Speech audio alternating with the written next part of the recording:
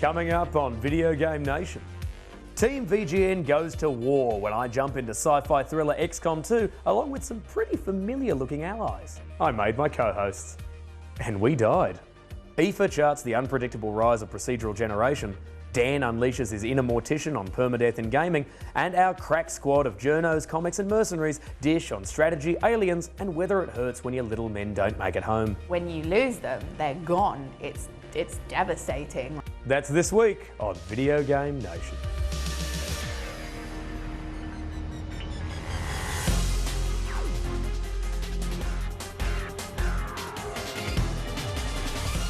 Hello television friends, high def, high five. The year is 2016 and I am about to review a turn-based strategy game. Now this amazes me because turn-based strategy is pretty much the oldest type of game the human race has, bar sitting in a cave and flinging poo at each other. And who doesn't love a good game of poo fling? Go online, there's probably an app for it, or more alarmingly, a meetup group. You probably know that XCOM 2 is the latest in a series that dates back to 1994's UFO Enemy Unknown, an anxiety-inducing strategy game that I was lucky enough to find on one of my dad's friend's computers. This was before the internet was popular in Australia, which is why I found a game and not a meetup group. 22 years later, and the XCOM franchise has been reincarnated with modern graphics, the occasional third-person sequence to draw you in, and the play mechanics of a genre that was meant to have been made obsolete the minute the first Command & Conquer came out. While I didn't love the opening cinematic, that's because I'm 30 and a gamer. I've lived through too many alien invasions to care about another. XCOM 2's tutorial mission sees you rescue the character you'll be playing as, the Commander, a military leader placed in cryonic suspension by the aliens who've taken over Earth and convinced the human race that's just fine. Once you're back and an alien ship has been removed from your brain, it's time to fly around the planet as a Black Ops resistance movement, saving humanity one guerrilla insurgency at a time. In fact, if you're about to skip the tutorial, the game will ask if you're sure, not just because you won't learn how to play, but because it adds a really deep narrative experience. This is the first time I've ever played a game that said, hey, stop that, you'll miss all the narrative depth. So, you're the head of a crumbling rebel group. You must rebuild XCOM, save the world and crush the enemy. And this is where it all gets customizable but uncompromising. Missions see you send in a squad of troops with a particular goal and limited turns. Which means it's a war where your greatest weapon is efficiency and a lack of it is your greatest enemy. Military incompetence will be rewarded with extra enemies and fewer turns to deal with them. Pass a mission with minimal casualties and you'll feel like Napoleon in space, but fail and you will know the bottomless heartbreak that comes when you're being beaten at Monopoly. So the gameplay is as tight as your thinking must be, but isn't that a little colourless? No, because the game's character customization means you can build your army into just about anyone at all, which means I did what I did when I was a kid and built some friends. More on that in a second, but first, panel of experts, are you fans of XCOM? I like XCOM. The first one I played was Terror from the Deep back in the mid-90s, and I absolutely fell in love with this idea of merging, you know, kind of standard alien aesthetic with underwater stuff and like submarines. And I really would love Fire Access to go down there and do Terror from the Deep again. They seem like quite sort of solid, like competent games. I'm glad they exist. You know, I'm not a huge fan, but people seem to like them. You know, they're sort of like the Mumford and Sons of video games, aren't they? I love those games. I love how complicated they are and how all the mechanisms interact in really interesting ways. You can set everything up and you think you've got everybody in the right position, but then it's their turn and suddenly an alien will pop out of nowhere and you just curse yourself. You curse your stupidity. No other game has really kind of captured that sense of, oh God, how did I miss that? XCOM's character building process is what moves this from being just a really good war manager to being the kind of imaginary world that I used to build with my action figures when I was a kid, and I mean that as a high compliment. Build a soldier, carry them through their career, promote them when they earn it, and if they die, their comrades will raise a toast to them in the bar while you write their epitaph to remember them forever. Which is why I made us. Aoife got to be Irish and have a haircut, but there was no Irish accent available, so I gave her an Australian one, because we're the Irish who got caught. I gave myself some John Lennon sunglasses, and Dan has a beard. Also, there's this other guy who I thought would be like the Star Trek red shirt of the operation. And so into battle we go. Look at all of us, Team VGN, ready to do battle. And also this guy. I bet he dies first. He didn't. Aoife was a ranger, which meant she could hack enemies apart with a machete so badass it's got a backstabber. Target disabled. I was a specialist, which meant I had a drone that could aid my companions, which you'll see here I used to... Oh, I healed me. And Dan had a machine gun, which would have been very useful if it wasn't for these chaps, the sectoids. Don't let your friends die near them or they'll resurrect them as zombie troopers, which means we died, then came back, then we killed ourselves? It was very confusing. In the end, this guy flew back on his own, dejected at the loss of his favourite gaming TV hosts, and I went to the bar and wrote epitaphs for all of us. I died as I lived, noisy and alone. So, panel of experts, do you get as attached to your team in XCOM? I definitely get attached to my team because I'm one of those people, one of those idiots that decides to name them all after people I love or after my favourite band. And I used to name my XCOM members after members of S Club 7. And I could never face it if Rachel was killed in the line of duty. I'd love the jeopardy in that game where everything matters and like every decision you make, something could happen. And that's why we send the rookies in first. Don't use the old favourites. Keep them back, hang back. Send the rookies in first. It's their first day on the job. They can scout out, see if the alien's there. You definitely get so attached to your team in XCOM because you put so much blood, sweat and tears into sort of creating this team that you're proud of and, you know, getting your stats up and everything like that. And the fact that XCOM does have permadeath, that the fact that when you lose them, they're gone, it's devastating. No, I didn't get attached to anyone in XCOM. I haven't got time. I'm here for good times and escapism, my friends. XCOM 2 is a game for a dark room, a cup of tea, and many hours spent planning out the most satisfying kind of violence. And now, fresh from the infirmary, here's Aoife with the history of procedurally generated games.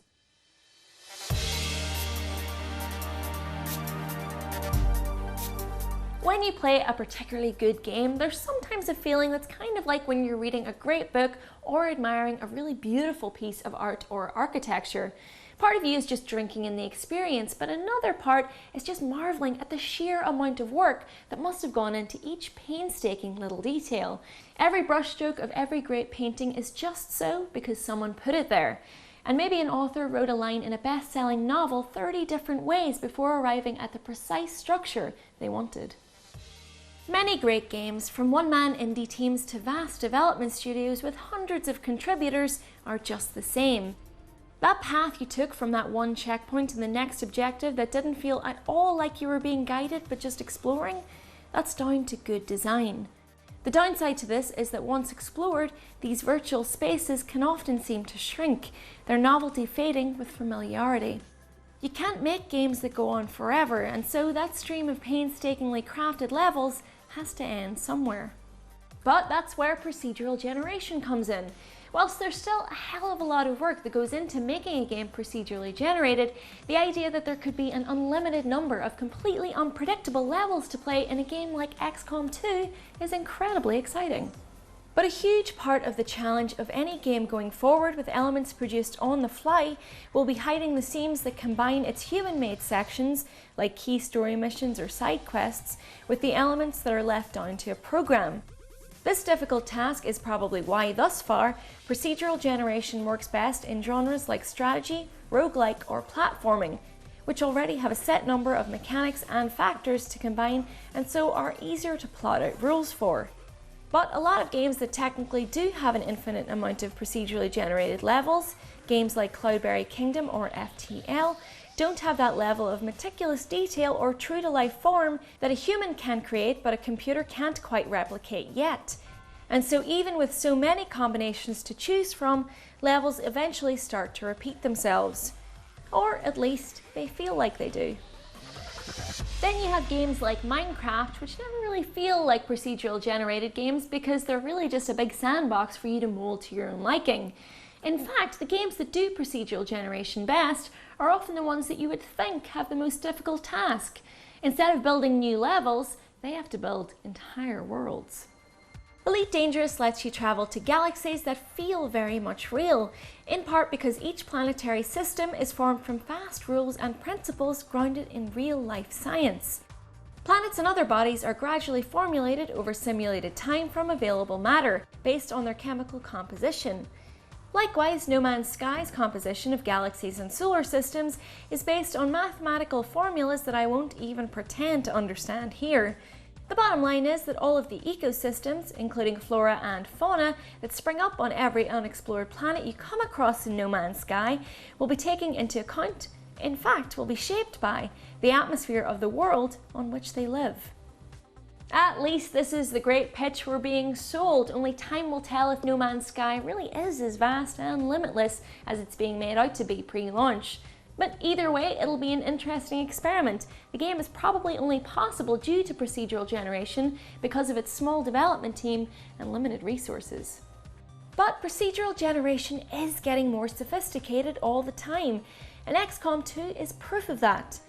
I definitely still think there's something special about stumbling across some scenery in a game and knowing that someone somewhere has designed it to be just so. But there's something really quite brilliant about loading up a game on XCOM 2 and never really knowing what you're going to find. That unpredictability is exciting, and it certainly makes the game stand out in a world where walkthroughs and video guides appear online within seconds of a game's release. A guide might get you so far, but as far as procedurally generated games are concerned, you're going to have to rely on your own skill to get you through it. Think you're up to the task, Commander? It's damn good to have you back, Commander. Break time now. Tweet at us at #VGN, like the Video Game Nation Facebook page, and we'll see you in just a minute. What is it with Gandhi in Civilization 5? He's livid.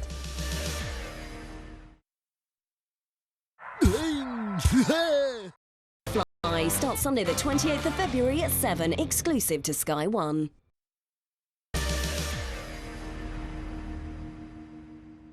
Welcome back. The strategy genre fascinates me since in life I'm impulsive, impatient and over-caffeinated, and yet a fine strategy game will occupy me for hours. Is it the structure, the lack of anarchy, the sensation of total control?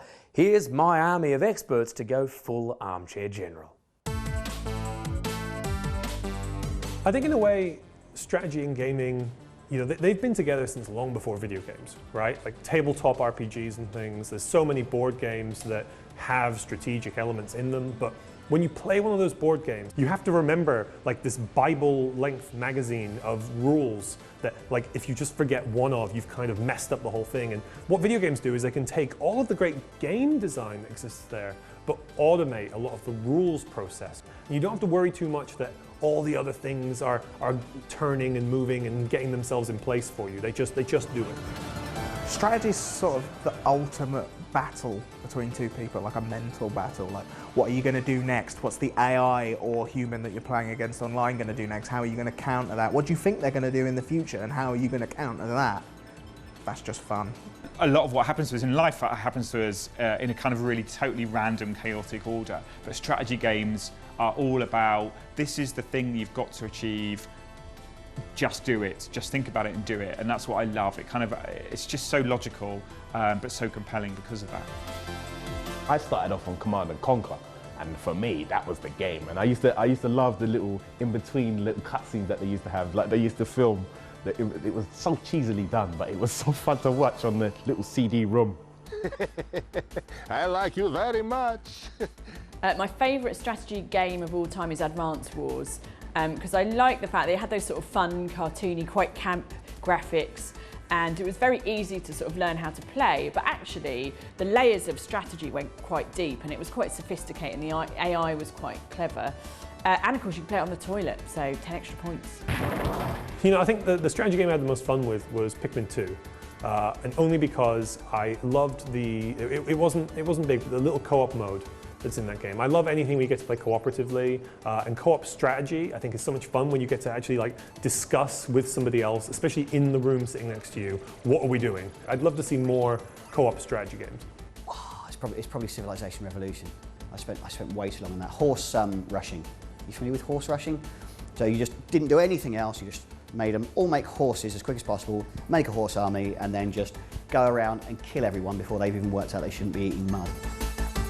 Sid Meier's Civilization 5, which I refuse to let myself play anymore after playing 17 hours of Civilization 5 over the course of 2 days, which is too much. So I can't let myself play that anymore. Like I started taking it all very personally. Like it was like, oh, you're going to move all your troops to my border again, are you, Gandhi? All right. Well, how about I move my troops to my border to face your troops, Gandhi? You want another war, do you, Gandhi? Unfortunately for you, this time I've invented the hydrogen bomb. I've got to that stage, and I might drop that on you, Gandhi. I might, and I'm sick of all of this that I get from you, Gandhi, every day. What is it with Gandhi in Civilization 5? He's livid. So I had to stop, really. I'm going to say Civ 5, and that's purely because of nuclear Gandhi. Like, any game which has Gandhi who just is obsessed with bombs and nuclear explosions is all right by me. I'd like to see more strategy games set in sort of real life situations, really. So maybe a strategy game where you have to go to IKEA on a bank holiday Monday, locate the Kallax cubic storage and get out without actually murdering your spouse. I'd like stuff like Civilization to sort of get smarter. So there's things like I've still got musket troops running around when I've got like people with full-on machine guns and stuff like that. I guess that's more on me. But also I'd like the non-combat like options to be a bit more interesting. Like it's either just tick certain goals on a skill tree and then you're done, or blow everyone up with like a nuclear weapon and then you've won the game. Like if it could get a little more interesting in how it deals with stuff like just becoming the richest country in the world or stuff like that, that would be interesting. I think the strategy genre has kind of evolved to some degree. I mean, when you think about how it used to, I think like MOBA's kind of spawned off out of that really in some kind of ways. And I think it could even evolve even more. I love what they're doing with Fable Legends at the minute, where you've got the third person kind of fighting down on the ground, and then you've got the overarching kind of person playing the evil person, spawning the different enemies and making the different traps. And I was like, yeah, I like that. I like how that's evolved. One thing I'd really love to see would be for the idea of strategy to move away from kind of military themes. I love the idea of like social strategy. The idea of maybe being in a game environment where you had to work out how to seduce someone or how to con someone, and working out those kind of social dynamics I think would be really interesting. You must know where it came from. I just like another Civilization Revolution game. And apparently there is, there's Civilization Revolution 2 apparently, which is on, it's on Android, iOS and Vita. No idea why they've released it on Vita. It's a legacy code. I can only assume 2K don't like making money. Now, as Zeus once said in the Sega classic Altered Beast, rise from your graves. Here's Dan to discuss his feelings on permanent death in gaming. Rise from your grave. In a medium where death has become little more than an impediment, life is understandably cheap. Being forcibly shuffled off this mortal coil is about as inconvenient as running out of milk. It's obviously a little bit frustrating, but only a minor setback. Over the years, the value of our virtual mortality has depreciated to the point of near meaninglessness. Even the Mario games have seen its once precious lives turn from an essential commodity to a pointless pickup. In the early days, life had worth, typically about 3.33 pence, give or take, and in classic coin-ops like Pac-Man and Space Invaders, once your lives had expired, that was it. There were no continues, no saves, no cheats. And when death meant going back to square one, players had to learn every trick in the book to get the most out of their 10p investment. Even the first few generations of console games were similarly tough.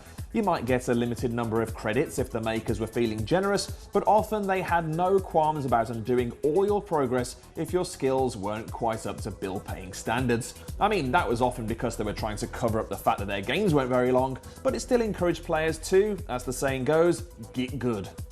The point is, dying was costly in every sense of the word. Every life was precious, and when they'd all been squandered, it took just 2 words to inspire you to start again and avoid repeating the mistakes of the past. Game over.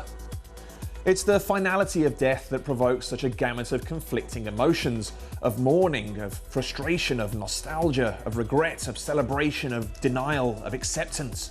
It's the absence of that finality in most games that whittles that list down to just frustration, or worse, indifference.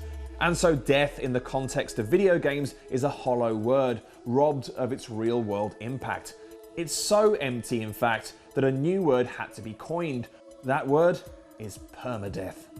Permadeath! Only gaming could require a term that means more dead than dead. I'm surprised there aren't more like it. Mega blind, there's one for you. Or hyper wrong. My first brush with permadeath was Sensible Software's brilliant cannon fodder, which highlighted the brutality and futility of war in poignant fashion. Its uncompromising difficulty makes frequent death inevitable, but rather than respawning your Diddy squad mates, it adds a grave bearing their name to this grassy knoll. It starts as a darkly amusing novelty, but before long the hill is dense with the bodies of your fallen comrades, and any humour replaced with horror at the true cost of conflict. Imagine if a Mario game depicted your failures with an ever-increasing stack of dead plumbers. What impact would that have on the way you played? Looking at the way it affects those who play the permadeath-loving likes of XCOM, Fire Emblem, and even Kerbal Space Program, I suspect it would create a far more cautious and precise school of platform game player. Unless you're the sort of person who can easily divorce themselves emotionally from virtual lives, that ever-present fear of someone's mortality being entirely in your hands creates a different kind of connection. When Mario falls down a hole, you shrug. When your long-serving Kerbal Space Explorer finally bites the big one, you feel guilty. Just ask Aoife. You can't put the parachute on during this. One of the more interesting interpretations of permadeath, and one I personally find a little easier to cope with, can be found in the form of roguelike games. Named after 1980 dungeon crawler Rogue, roguelikes share the idea that it's not just the protagonist who dies with each failed attempt, but also the entire game world. There's no way of memorizing level layouts, enemy patterns, or power-up locations because they're always changing. Hence the challenge of games like Spelunky, The Binding of Isaac, Risk of Rain, Nuclear Throne, and Don't Starve is to attain such a high level of mastery that you can adapt to whatever each rebirth throws at you, although luck plays a fairly major part too. Then you've got narrative permadeaths, those where characters die either because the story dictates that they're supposed to, or because you've made a decision that's caused them to cark it. These are generally employed just as they would be in a novel or film, with major players biting the dust in a bid to shock and sadden us. But again, it's far more effective if that death is somehow our responsibility. One of the strongest recent examples is the unexpectedly great Until Dawn, where split-second choices affect just how many of its largely unlikable cast will avoid a grisly fate. They may be fairly hateful people, but the guilt when one of them snuffs it is still real.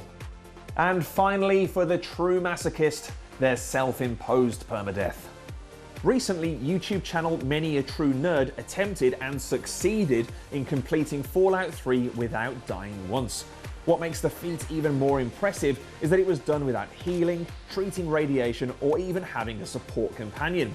Sounds impossible, but with an encyclopedic knowledge of the wasteland and a smidgen of jamminess, the impossible was conquered.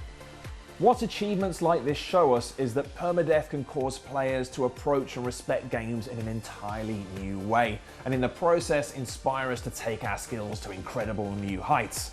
In other words, it's only in permadeath that we realise that life is truly precious. That's this episode done. Like the Video Game Nation Facebook page, tweet at us at #VGN, and we will see you next week.